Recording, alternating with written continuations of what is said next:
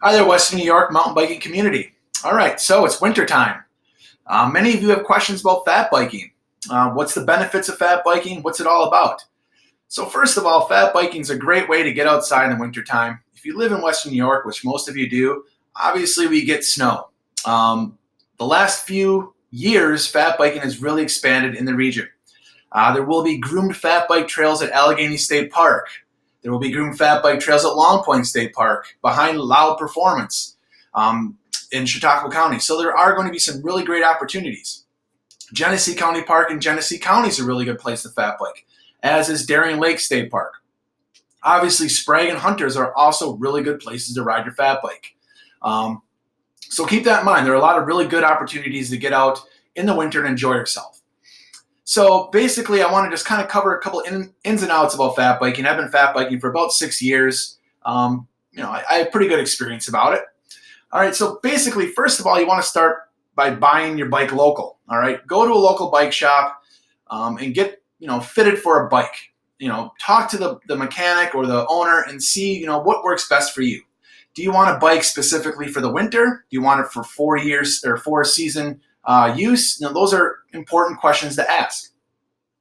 If you want it for winter only, then you might not need a suspension fork in the front. It's helpful, but you probably don't necessarily need one. If you want it for 4 seasons, then yeah, getting a suspension fork might be a good option. All right. Also, if you get one for 4 seasons, you can also swap out the wheels for most fat bikes between the summer months and the winter months. You can go for a plus tire or plus wheel set in the summer months. So you can lose a lot of weight off your bike by going with a narrower wheel set. It really helps out, with riding in the summer, better traction than a traditional 29er. Okay. So some of the most important things you want to think about when buying a fat bike or getting into fat biking are the wheels and the tires. Most fat bikes have an 80 millimeter wide wheel. Okay. Some of them are 100, like mine. Some of them are 65 millimeters, but 80 millimeters, I think, is a really good middle ground. Okay. The most important part of a fat bike is the wheels and the tires. You want good tires specifically for winter. The reason being is that there are snow-specific tires that you can buy that really help you dig into the snow and stay online. If you have a tire that's not snow-specific, that doesn't have really good lugs on it, you might be sliding all over the trail, and that's not much fun. You'll end up pushing your bike a lot more than riding it. So some companies are Surly. The Bud and Lou are really good tires. They're very popular in Western New York.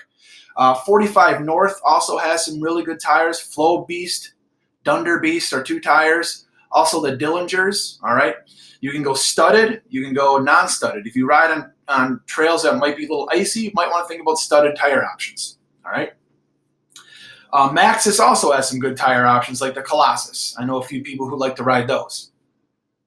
Another important element of fat biking is what to wear, okay? This is difficult, obviously, to gauge, but typically you want to dress in layers. What do I mean by that is a base layer, maybe something a little bit heavier, and then your jacket. Ventilation is extremely important. You always want to start your ride actually a little cold because you're going to warm up extremely fast. So some of the things that I wear, for example, here's my thermal shirt. All right, it's got kind of a longer neck on it. All right. I also have a base layer, which is just a t-shirt. Okay, it wicks really well. Then I'll have a longer shirt on top, long sleeves. All right. And then I'll wear my winter jacket. Now my winter jacket is Gore-Tex. It's a North Face jacket. It has ventilation holes in it. All right, so I can have breathability. Another thing is just a hat. A normal winter hat is fine. When it's not so cold out, I'll wear gloves like this. All right, neoprene gloves. When it's in the mid-20s, I have some actual thicker gloves from LL Bean. You can get whatever you want. And then when it's really cold out, I'll wear my mittens. All right, when it's 10 degrees or colder. Okay. Another thing to think about is the bottoms. Typically what I wear, I'll have my chamois on, right? And then I'll just wear like some tights And if it's around 32 degrees, I'll just put some shorts on over these tights. If it's colder than that, I have a pair of kind of like these Columbia pants, all right? I got these for, I don't know, 35, 40 bucks. And that keeps the wind out too. Another thing to think about are your boots, your footwear, okay? The big question is, do I want to be clipped in or do I want to wear flats? I personally wear flats. The reason being is that you do end up hike biking quite a bit when you are fat biking out in the backcountry. You want to have good boots, good winter boots for those reasons. If you're riding on groomed single track, on the other hand, you might not need winter boots. You might just want to stay clipped in.